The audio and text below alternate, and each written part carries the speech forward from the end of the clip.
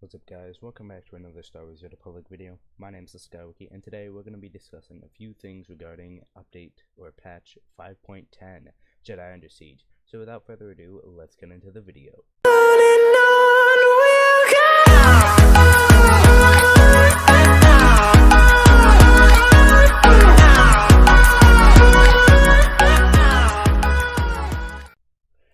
Alright, so guys, as you can see, we are on Star Wars WoT Public page on the patch notes page for update patch, whatever you want to call it, 5.10 Jedi Under Siege. And as you can see all this information about the lore and the story. And so basically, I know this is like a really late I want to say video for this update, but you know, don't worry about it. But for starters, guys, I'll be telling you guys the release date of update 5.10. all right, so prepare yourself in 3, 2, 1. December 11th. Yes, you heard correctly. Star Wars WoT Public shall be updating to patch 5.10 on this December 11th. So in 9 days from today. I personally am super excited, and I have not actually reached the War for Iokath section of the storyline yet. But just in case, we shall read what is going to be happening in the storyline. Alright. Data, so for if we sided with Jace Malcolm and the Galactic Republic on Iokath. Data input sided with Jace Malcolm and the Galactic Republic on Iokath. Galactic Republic. War against the Eternal Empire of Zakul took a heavy toll on the Republic. Infighting between hardline supporters of former Chancellor Suresh and more moderate voices held up recovery efforts significantly. With Suresh's very public downfall, the moderates eventually gained control of the Senate, which is now led by Chancellor Galena Rans. As a veteran and the spouse of a former Supreme Commander of the Republic military, Rans has deep ties with the military.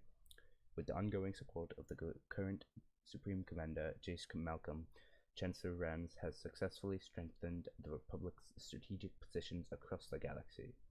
Resource limitations continue to be an issue, however, so while the Republic is well positioned to defend its territories, its ability to redeploy its forces for offensive campaigns is limited. For the Jedi Order. Information on the status and whereabouts of the Jedi is still difficult to come by. A token presence remains on Tython. They claim to be the last of their order, but frequent encounters with other Jedi across the galaxy suggest this is patently untrue, perhaps part of a larger effort to obscure the Order's current numbers. If there is a functioning Jedi Council, they are entirely hidden. The most likely individual to be involved in renewed Jedi leadership, Satele Shan, appears to no longer have any connection to the Order's operations. Rumors suggest that she has begun to train her own crop of students in a hidden academy on Coruscant, but our agents were unable to confirm or disprove these rumors. Based on the intelligence we've gathered, I believe the Jedi recognized the possibility of their order being destroyed by the Eternal Empire and chose to decentralize themselves to better their chances of long-term survival. Elaborate conspiracies have never been a Jedi's strong suit, so I suspect they are merely biding their time until circumstances call for them to unite once more. Sith Empire. Although the Sith Empire also suffered heavy losses in the war against the Zakul, Darth Asena's solitary rulership allowed her to direct her government's resources more efficiently in aftermath. As a result, the Imperial fleet is now numerically superior to the Republic's, with superior troop numbers to match. Efforts to integrate non-humans into the military have been unexpectedly successful, further replenishing the Empire's ranks. The loss of Asena on Iokath has not reduced these impressive personnel and warship counts. but it has altered their deployment. Asina's replacement, Emperor Valeron, is well known as a cheerful and skilled participant in the schemes and treacheries common among high-level Sith. With him in charge, those in positions of power are watching their own backs more than they did under Asina's rule. As a result, they are moving their forces more conservatively, afraid to overcommit and leave themselves vulnerable. This could provide opportunities to the Republic that might not have existed otherwise. Before her death, Empress Asina consolidated the Dark Council to 5 seats, presumably to lessen infighting and streamline decision-making. Emperor Valeron has made no move to alter this change. The current seats, the occupants, and spheres of responsibility are Sith Doctrine, Darth Anathel, his spheres, Ancient Knowledge, Mysteries, and Sith Philosophy. Military Command, Darth Krovos, Defense of the Empire, Military Offense, and Military Strategy. Scientific Advancement, Darth Malora, Technology and Biotic Science. Civil Administration, Darth Shah, Production and Logistics. Laws and Justice. Galactic Influence, Darth Zarian, Sith Intelligence and Expansion and Diplomacy. The Hutt Cartel. The Hutts have steadily gained strength in recent years, culminating in negotiating an amicable nullification of the treaty the Republic imposed on them in the aftermath of the Macabre debacle. Recognizing the opportunity presented by recent food shortages, the Hutts offered a staggering donation of foodstuffs to the Republic in exchange for exiting the treaty on peaceful terms.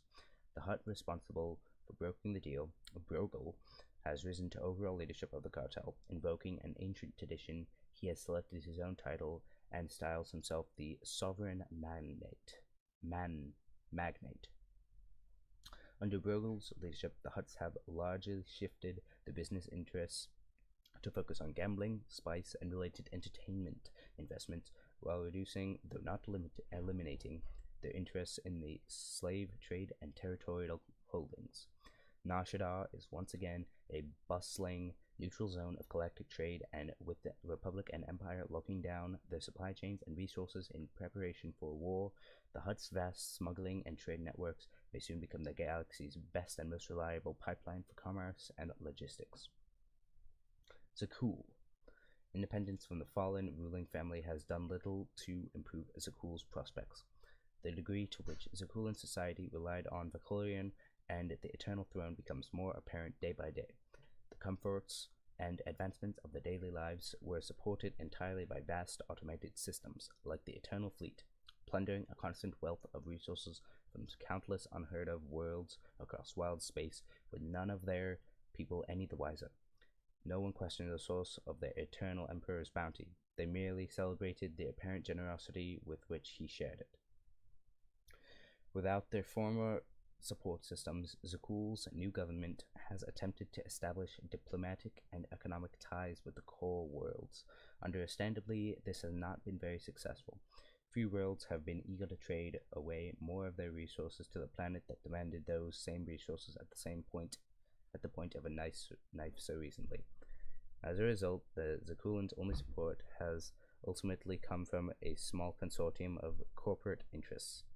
It is my personal suspicion that many of these corporations are actually fronts for the Exchange Criminal Organization, though our agents' investigations are still ongoing. Data input. Sided with Empress Asina and the Sith Empire and Iokath. Now this is the section this is the story that would be going on if you sided with Empress Asina instead of Jace Malcolm. So let us read it. Galactic Republic. War against the Eternal Empire of Zakuul took a heavy toll on the Republic, and infighting between hardline supporters of former Chancellor Suresh and more moderate voices held up recovery efforts significantly. With Suresh's very public downfall, the moderates eventually gained control of the Senate, which is now led by Chancellor Galena Rams. As a veteran and the spouse of a former Supreme Commander of the Republic military, Rams has deep ties with the military. However, the recent death of Jace Malcolm and subsequent Republic loss on Iokath has limited her influence and given fuel to opposition voices. As Rand struggles to appoint a new Supreme Commander, her opponents have cited ongoing resource shortages in order to limit further military spending, weakening the Republic's overall strategic positions across the galaxy. They will be ill-equipped to hold their territories against Sith invasion. Jedi Order. Excuse me. Information on the status and whereabouts of the Jedi is still difficult to come by. A token presence remains on Tython. They claim to be the last of their order, but frequent encounters with other Jedi across the galaxy suggest that this is patently untrue and perhaps part of a larger effort to obscure the Order's current numbers. If there is a functioning Jedi Council, they are entirely hidden. The most likely individual to be involved in renewed Jedi leadership, Satele Shan, appears to no longer have any connection to the Order's operations. Rumors suggest that she has begun to train her own crop of students in a hidden academy on Coruscant, but our agents were unable to confirm or disprove these rumors. Based on the intelligence we've gathered, I believe the Jedi recognize the possibility of the Order being destroyed by the Eternal Empire and chose to decentralize themselves to better their chances of long-term survival.